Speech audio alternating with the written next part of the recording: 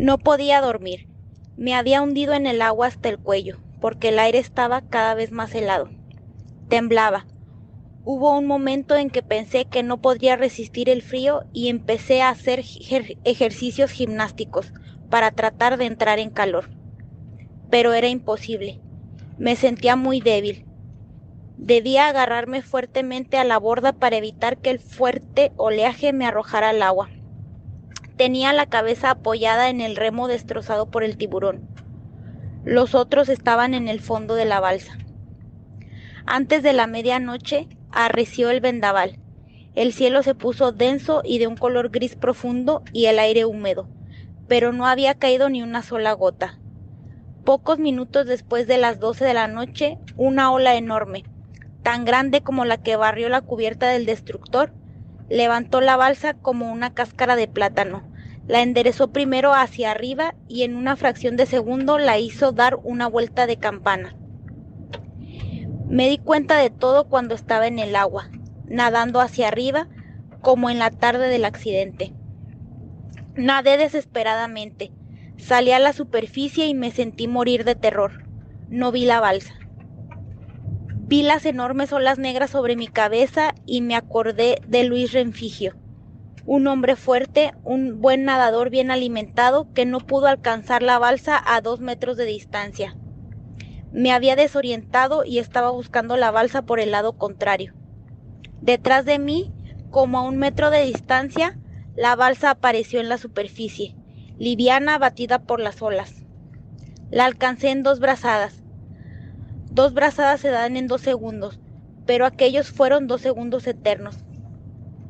Tan asustado estaba que de un salto me encontré jadeando, completamente mojado en el fondo de la embarcación. El corazón me daba tumbos dentro del pecho y no podía respirar. Mi buena estrella. No tenía nada que decir contra mi suerte. Si aquella vuelta de campana hubiera sido a las 5 de la tarde, me hubieran descuartizado los tiburones. Pero a las 12 de la noche los animales están en paz y mucho más cuando el mar está picado. Cuando me sentí de nuevo en la balsa tenía fuertemente agarrado el remo que destrozó el tiburón. La cosa ocurrió con tanta rapidez que todos mis movimientos fueron instintivos. Más tarde recordé que al caer al agua el remo me golpeó la cabeza y lo capturé cuando empezaba a hundirme. Fue el único remo que quedó en la balsa. Los otros 2 habían quedado en el mar. Para no perder ni siquiera ese pedazo de palo destrozado por los tiburones, lo amarré fuertemente con uno de los cabos sueltos del enjaretado. El mar seguía embravecido. Por esta vez había tenido suerte. Tal vez si la balsa volvía a voltearse, no lograría alcanzarla.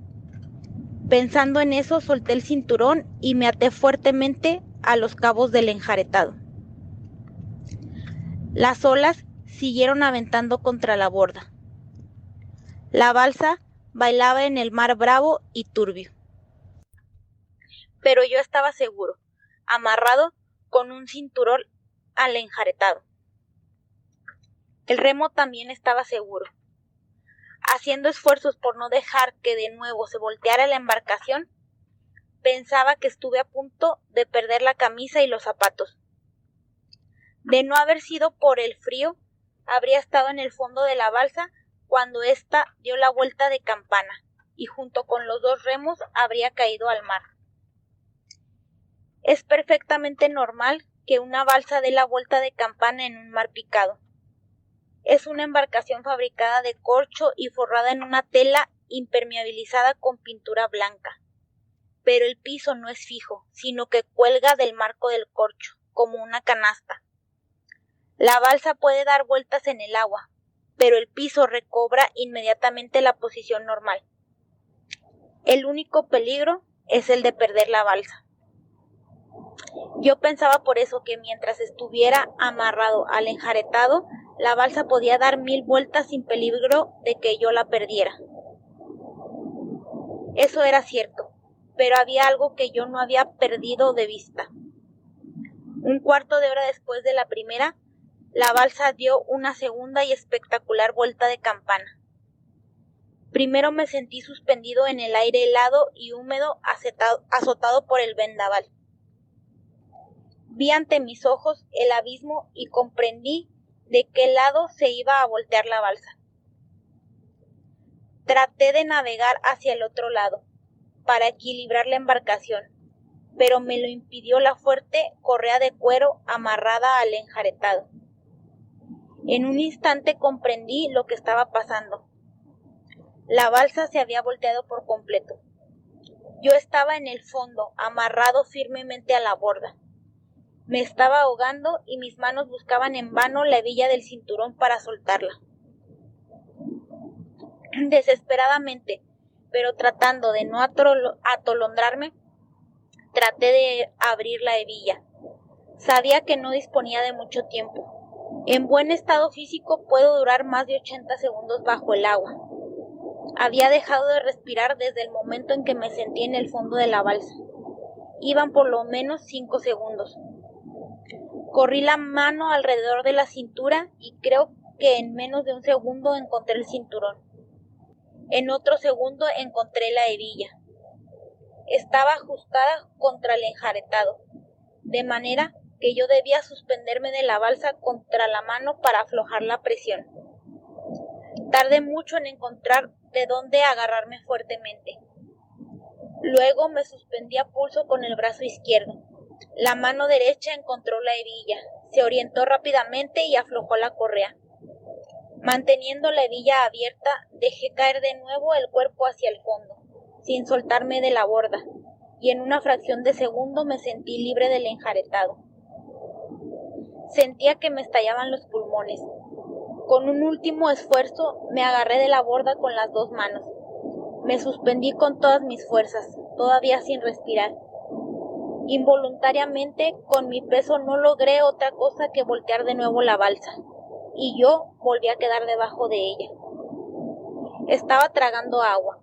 La garganta destrozada por la sed me ardía terriblemente, pero apenas si me daba cuenta.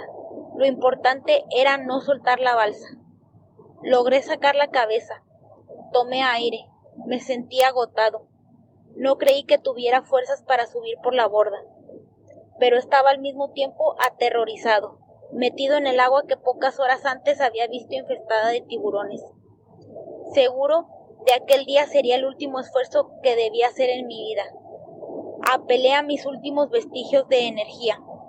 Me suspendí en la borda y caí exhausto en el fondo de la balsa.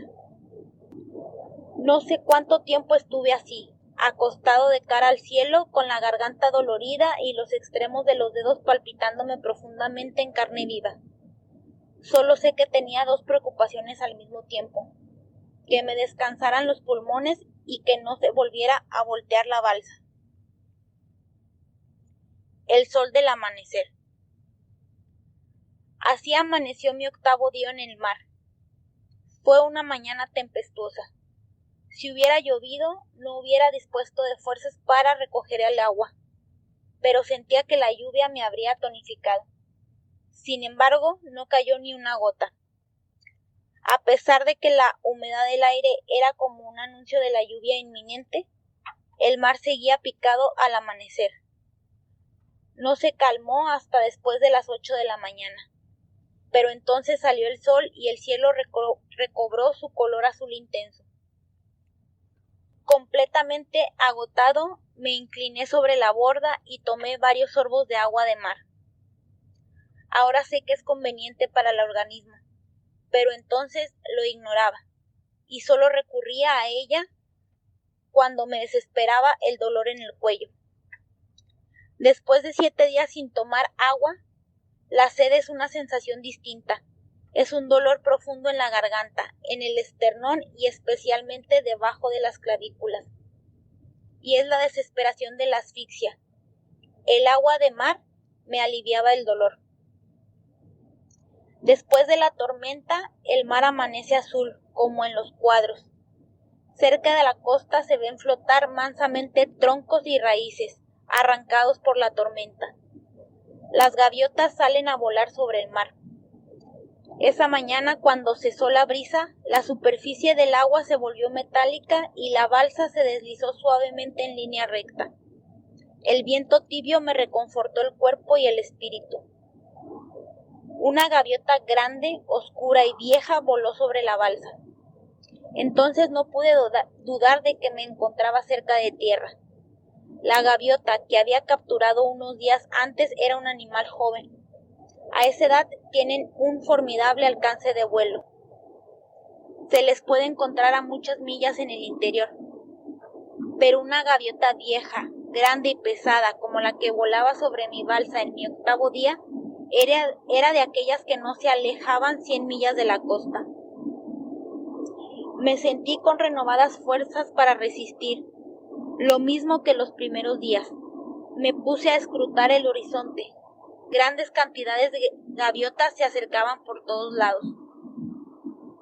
Me sentí acompañado y alegre. No tenía hambre. Con más frecuencia que antes tomaba sorbos de agua de mar.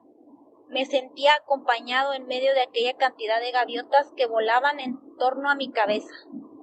Me acordé de Mary Andrews. ¿Qué habrá sido de ella?, me preguntaba, recordando su voz cuando me ayudaba a traducir los diálogos de las películas. Precisamente ese día único me acordé de Mary Andrews sin ningún motivo, apenas porque el cielo estaba lleno de gaviotas. Mary estaba en el templo católico de Mobile ordenando una misa por el descanso de mi alma. Aquella misa, según me escribió María Cartagena, se dijo el 8º día de mi desaparición. Fue por el descanso de mi alma, y ahora también creo que fue por el descanso de mi cuerpo, pues aquella mañana, mientras yo me acordaba de Mary Andrews, ella asistía a una misa en Mobile. Yo me sentía dichoso en el mar, viendo las gaviotas que anunciaban la cercanía de la tierra.